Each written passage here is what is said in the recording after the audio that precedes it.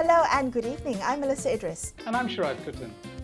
Welcome to Consider This. This is the show where we want you to consider and then reconsider what you know of the news of the day. Today on the show, we'll take a closer look at two initiatives that have recently been launched by the government in a bid to support economic recovery this year. The Jamin Kerja Keluarga Malaysia initiative, which has the aim of creating some 600,000 job opportunities, and the Semarak Niaga Keluarga Malaysia program, under which entrepreneurs will have access to financing aid. Now, do these initiatives hit the mark of what is currently needed to aid the country's economic recovery? Let's speak to Shahril Hamdan, Economic Director at the Prime Minister's Office. Shahril, before you were appointed to this role, appointed to Economic Director in the PM's office, you had always been an advocate of, I guess I would say, a more radical jobs guarantee program, a sort of federal level job bank, if you will. But this Jamin Kerja is not technically a jobs guarantee program. So how do these initiatives compare, especially in terms of, say, addressing some of the core problems in the economy, like unemployment and underemployment? Yeah, you're absolutely right. I was and still am an advocate for a federal jobs guarantee. And you're absolutely right as well. Jamin Kerja, despite its name, isn't actually a full-scale job guarantee, of course. But to your question, how does it address? I think one has to see it as one of the counter-cyclical fiscal policies in which government pumps in money to directly help hiring, and also in certain cases where out of the 600,000 that we aim for Jamin Kerja, 80,000 is basically direct hires, meaning government agencies and GLCs will pay the salaries, full salaries of people who join that part and that portion of Jamin Kerja. So how does it help? Counter-cyclical really helps people transition back into the labor market or stay in the labor market, and that's I think what is crucially needed for Right. economic recovery. Shara, can I ask you, sorry, quickly, could you explain what do you mean by counter-cyclical? Well, it's not quote unquote normal for government to spend this amount of money, especially in terms of directly providing jobs. These are jobs that wouldn't otherwise exist, right? So just to be clear, to not to belabor the point, but just to be clear, out of the 600,000, 80,000 is what is branded as My Step, meaning government actually provisions salary for 80,000 jobs. So that's one part of it. The rest is incentives, hiring incentives, wage subsidies, if you like.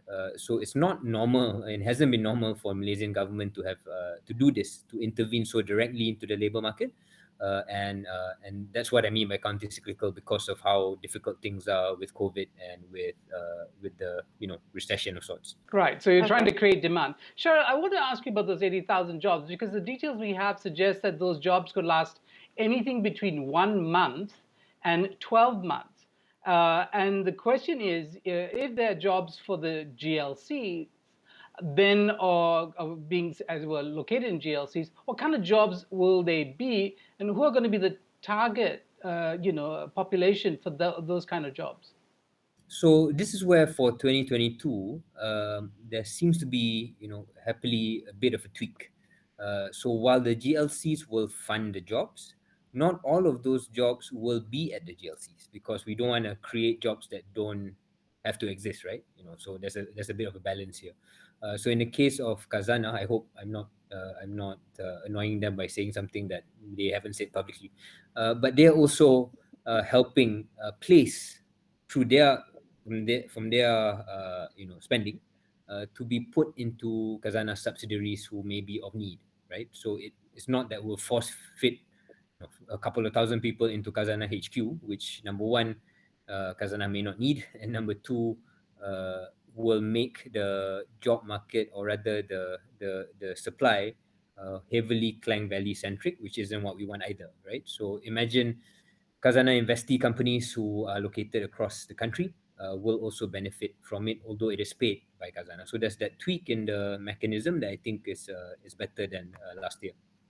Okay, is it going to be equal opportunity employment? I mean, is there an ethnic dimension? Are we thinking about making sure that of all races.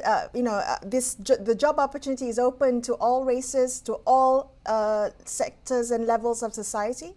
That's definitely the aspiration, but it's not just an aspiration. There's a couple of points that were stated explicitly in the budget actually, where for there's a portion, a quota, if you like, that's reserved for certain groups, job seeking groups such as the disabled, army veterans, former inmates, women. So there's that aspiration that's baked into the targets. In terms of ethnic diversity, I guess that's where it's a job of people like me and MOF to really ensure that where these jobs are offered, there's a real purpose and deliberation to make sure there's a good mix of people, not just in terms of your standard way of segmenting, but also geographically as well. As I indicated earlier, we don't want this to be a Klang Valley centric, urban centric type thing. It's got to be across blue collar and white collar jobs as well. Cheryl, could you help us understand the thinking in government now? I mean, I understand this is in large part about recovery, and recovery is presumably a kind of short term or kind of measure. Well, what about the long term? What about addressing the deep structural problems that underscore unemployment and underemployment? We now know the Department of Statistics come out. Underemployment is put at about 2.1 million people technically unemployed. Sorry, underemployed at the moment. Yeah. One is, I think we ought to celebrate the small steps in terms of improving both those metrics, time and skill related underemployment, which has improved. I have the stats here in the last quarter of 2021. 293,000 persons were categorized as time related underemployed, which is better than what it was in 2020. So there's small improvements around there. But I guess your question is, how does this address the systemic problem of unemployment and underemployment? And the honest answer is, Jamin Kerja in and of itself doesn't. And I want to be honest about it. It's, like I said at the start, a counter-cyclical measure to transition people back into the labor market. At the same time, we've got to look at other initiatives that tackle the supply and demand mismatch, tackle wage inequality, low wage levels, minimum wage is something that you've been hearing the minister speak about the last couple of weeks. So those are the more structural and systemic issues that are being targeted. Jamin Kerja, I think it's to reflect the thinking of government that this has to be a recovery year, and as well-meaning as systemic and structural changes are, and as necessary as they are, I think the timing of it has to be correct. And ill-time, well-meaning systemic, large-scale systemic changes can come at the cost of people actually not being in the employment that we want them to be in terms of the numbers, and can lead to other problems. So I guess there's a long-winded way of saying that we're balancing both the short-term recovery imperative and the long-term structural issues that is a longer conversation. Okay, so you're saying this is a short-term measure to address some short-term effects in the economy. Can I ask you how this is different from the Jana Kerja initiative of last year, the Penjana Kerja? Is this just a continuation? I mean, you mentioned a bit earlier in the conversation there were tweaks that had been done, but I'm just wondering if that was a short-term measure and this was a short-term measure. Are we just implementing pockets of short-term measures year after year? No, we well, yes and no. Yes, in the sense that 2020 and 2021, I think are still years that we have to focus on how do we fix the immediate problems, right? So that's that. But folks like those in Talent Corp, for example, have listed down what the critical occupation lists that exist in this country, where there's a supply and demand mismatch. So that kind of information is what ought to be fed into agencies like HRDF, ministries like MOHR, and that's where also we need to relook at our curriculum and at our TVET institutions as well. Uh, there's also the thinking of how do we attract the right kind of FDI and DDI that would then lead to more mid and high skilled jobs with higher pay. So when I say yes and no, it's Jamin Kerja is your stopgap measure to ensure that people remain employed and employable, but at the same time, the long-term systemic issues are being addressed elsewhere in other initiatives. Cheryl, I understand under HRDF, one component of the Jamin Kunja initiative is the idea, and this is a buzzword, of course, future-proofing work or future-proof work. And I wonder if whether the tourism sector and those industries in hospitality that have been devastated by the closure of borders and the pandemic are jobs, in your mind, in the mind of the government, part of the future? Or is there something specific that can be addressed this sector? Or do you think that it doesn't in fact have a future, in which case you could very easily neglect it and move on to something else? Did you mean tourism specifically? Yeah, tourism and all those things connected to open borders and the free flow of people. Oh no, I think we still, the government and I think the whole country still thinks that those sectors are indeed here to stay.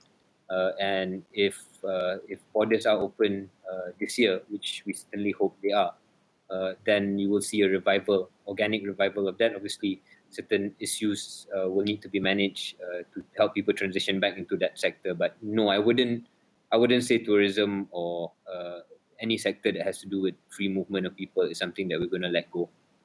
All right. Sherry, I like what you said earlier about gathering data and finding out where the mismatches are, where the gaps are, and kind of funneling that into future policy to address some of the systemic issues within the economy. But I'm just wondering, specific to this short-term gap, this Jamin Kerja, and also to look at previous initiatives like Jana Kerja, who's doing the data gathering? Who's doing the monitoring? When will we find out transparent reporting or data about the effectiveness of past programs and current programs? Is that your role? So that's not specifically my role. Whose role is it? Whose I role is completely, it? yeah. So I think we got to give a lot of props to agencies like Department of Stats.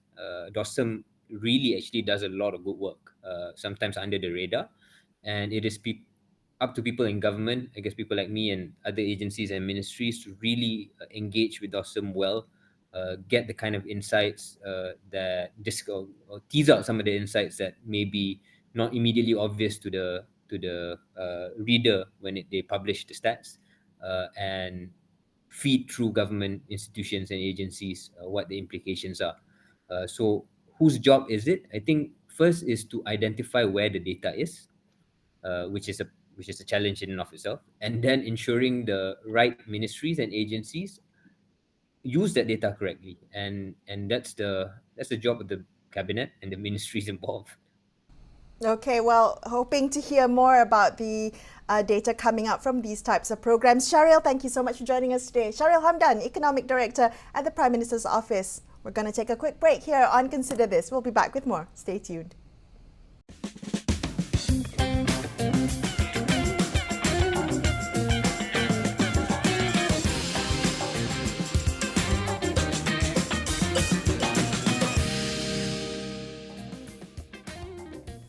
Hi, thanks so much for staying with Shrad and I on Consider This. Our next guest is Zaim Mozani. He's Director of External Relations at the think tank KSI Strategic Institute for Asia Pacific. Zaim, let's take a look at the recently launched Jamin Kerja program. I'm just wondering whether you think some of the initiatives under the Jamin Kerja program, which include wage subsidy, which include short-term employment programs, and upskilling and reskilling, all of those, that's kind of three pillars which it is, built on, whether they go far enough in terms of addressing structural issues in the labour market, all of which have led to what we know of today, which has happened even long before the pandemic: unemployment, underemployment, and low wages. Sure. Thanks for having me, Melissa and Astro AWANI. It's a very important question. I think just to recap on Jamin Kerja, three main pillars, as you mentioned: employment initiative, My Step, which is short-term employment program, and Upskill Malaysia. It's important to note that the Jamin Kerja, the only thing different about Jamin Kerja is the employment initiative, My Step and then Upskill were actually from the previous government, the previous initiative. So employment initiative, I think, is the right way forward for the time being. If you look at the unemployment rate, we had a record high of over 750,000 or so last year, which was the highest since the Asian financial crisis.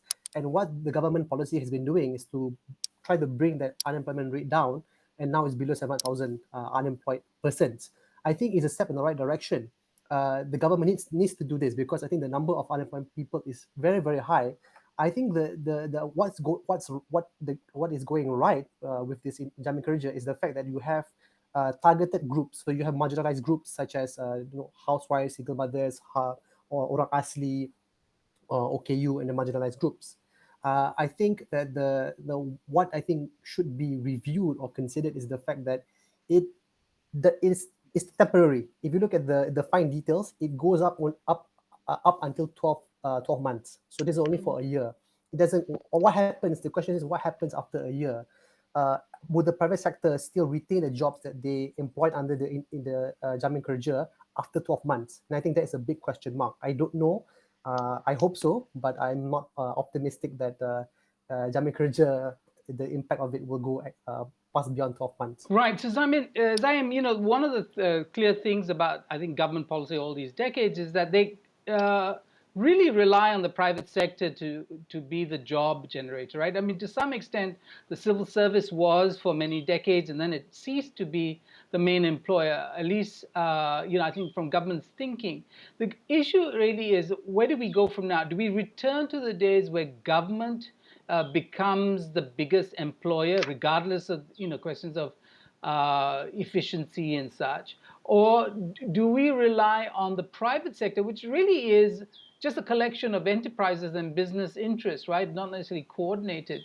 How do we, from a policy point of view, how do we actually make a decision about where to put our, as it were, the stakes should be placed on the shoulders of the private sector? Should it be on the government for the future? It's a good question. I think to clarify, Sharad, 40% of corporate America is actually the government. These are the GLCs. This is studied by Terence Gomez many years ago. So I think that's important to note that the corporate Malaysia is actually 40% owned by the government through GLCs and the government linked investment companies. I'm a bit controversial on this question, because I think that the private sector is the main driver of economic growth. Therefore, they create most of the jobs in the labor market. And I think that it is important that we emphasize on innovation and making sure that we create high-skilled jobs and high-paying jobs in the future. Where I think I'm controversial is, I think the government needs to play the role as the employer of last resort. I think when you look at the unemployment rate, even during good times, there will always be a structural unemployment of 3%, and that translates about 300 to 400,000 jobs, unemployed people. And I think the government needs to step in to provide the jobs that the market may not be able to provide those jobs. And I think I'm a proponent of a public sector government-led job guarantee that allows the government to provide the jobs or guarantee a job offer for people that need a job. Because there's only so far that the private sector or the market can do for unemployed persons. It doesn't address the structural issues. And nowhere in the world have you seen where the private sector has been able to actually tackle unemployment holistically and completely. So I'm controversial on this point. I know there's a point of debate, but this is where I stand. But so could you explain why then you believe that that is the best resort? What would a federal level government jobs guarantee program solve as government as the last employer of the last resort? Employer of the last resort. The job guarantee, simply put, is if you want a job, you can get a job by the government. The government guarantees you a job, and this is based on the human right of the right to work. It is not a new idea. People think it's a new idea. It's a socialist Soviet idea. It's not. It's been around for a long time. And governments around the world, even in America, during the FDR, during the Great Depression, introduced a job guarantee of a variant to help bring down unemployment rate. The reason why I think this is important is because, as mentioned earlier, the private sector cannot solve the unemployment issue. The reality is this: the companies were built and designed to make profit, not necessarily to create jobs. So you can have startups that make billions of revenue but may only employ 10,000 people, as opposed to all companies that were able to Okay, employ okay. the tens of You're thousands. right. So you're reaching back almost a century for a solution the FDR had. But and not that doesn't mean it's bad. But I want to ask you this: who Sure. pays for this? So it's a great idea. If you want to reduce a thing, the tax base in the country is small enough already, right? Sure. Like 15% of the working population actually pays taxes, and we don't have a GST. So the tax base has not been broadened. So Sure. the cost of this program, and also the question will be, what kind of quality of wages will you get? Or would it not be better to go, what is the more contemporary discussion, of a universal basic income, which would be less bureaucratic, doesn't involve the government creating fictional jobs which people sit around doing nothing, but in Sure. fact guarantees the welfare of people? If that's the end objective of what you're saying, is that we don't want people starving or scrounging around in order to find food or to pay the rent. So what would be in the long term a better solution? Okay, so there are two questions in that question, and I think I love your reaction, which I think is necessary to sort of unpack this question. First question is about costs, and I think we don't have to worry about costs. If you look at I'm not proposing a full blown job guarantee. I'm proposing a more specific guarantee, but for young people, because youth unemployment is at 13%, very high, highest since the Asian financial crisis. So half a million people below 30 years old are unemployed. So a youth job guarantee, if you look at the costing, I've done the costing, employing someone at 2,500 ringgit plus 500 ringgit administration fee, it goes up to 18 billion ringgit. Now, bear in mind, that's only about 6%, 6 or 7% of the total budget. The reality is the government can afford it if it wants to, right? It's not a question of whether we can afford it, it's whether we have the right resources for it. So that's the first question. I know it's controversial, but if you sort of see the debate in America about the myth about deficits, there is some truth to that. The idea of modern monetary policy, modern monetary theory. Now, the jobs that the job guarantee is supposed to create will not compete with the private sector, so it doesn't crowd out the private sector. We're looking at jobs like caregivers, uh, you know, um, uh, uh, school administrative assistants. So these are jobs that doesn't compete with the private sector. The private sector doesn't even provide these jobs in the first place. There are a lot of jobs out there that the public sector needs, but because it doesn't have those jobs. So we need to create those jobs in areas where the government can provide but doesn't provide because of constraints. And if you look at India, for example, the Indian rural job guarantee, where they provide construction jobs in India in only for rural areas during the pandemic, because so many people lost their jobs. Millions of Indians went back to their hometowns to apply for the Indian rural job guarantee, and millions of them are employed up until today. And that tells you that this solution actually is super innovative, but because of this idea of this neoliberal idea that we can't afford, these are not high-paying jobs, that this has become a controversial idea. I don't think it's a controversial idea. I think it's an interesting idea that we probably need to unpack. Okay. All right. So I want to bring the conversation very quickly back to Jamin Kerja in the couple of minutes that we have left. And I take what you've said, and I understand, as we've heard from Sharil Hamdan a bit earlier, that he also acknowledges that these initiatives are short-term measures, stopgap measures. I'm just wondering, how then do we leverage this short-term measure and make it so that it actually has a longer lasting impact or effectiveness? It's a good question, and I think if you look at the fine print of Jamin Kerja, specifically under employment initiative, and I think they've done a relatively decent job here, where they talk about incentive of up to 36,000 ringgit to hire apprentices, graduates, and vulnerable groups. And there's also this idea of 20% incentive salary up to 12,000 ringgit per employee for the first 6 months, and subsequently 40% of salary up to 24,000 ringgit for the next 6 months. So I think this goes to show that I think that the government has thought through in terms of short-term relief, short-term job creation initiative for the next 12 months. I think what is necessary is to have a conversation with employers in terms of the way forward. it's important that we review the effectiveness of jamin kerja. It's just that we haven't done this yet, but we haven't spoken about the effectiveness of the previous Penjana Kerjaya and the My Future Job portal, which I think is a centerpiece, as mentioned by the Prime Minister during his speech during the launch of Jamin Kerja. I think we need to sort of do a review of the effectiveness of this program and talk to the private sector in terms of where do we go from here? Because the question is, would the jobs under Jamin Kerja be retained after 12 months? And I think that's a big question mark. I think it is important that government sort of do consultation, maybe in the 6-month mark prior to the end of the Jamin Kerja, and maybe there's a need to also review whether Jamin Kerja should be extended, just like how BRIM has been extended into sort of a permanent cash direct transfer program. So I think these are possibilities that we need to discuss. I'm in favor of extending Jamin Kerja into potentially a private sector and a public sector job guarantee in the long term. But I think it's great the government is embarked on this journey because you will see that I think the unemployment rate will continue to fall. But I think once Jamin Kerja ends, it's a big question mark in terms of whether the joblessness rate will increase after that. All right, Zaim, thank you so much for joining us on the show today. Appreciate your time. Zaim Muzani of KSI, and that wraps up this episode of Consider This. I'm Melissa Idris. And I'm Sharad Kuttan, signing off for the evening. Thank you so much for watching, and good night. Good night.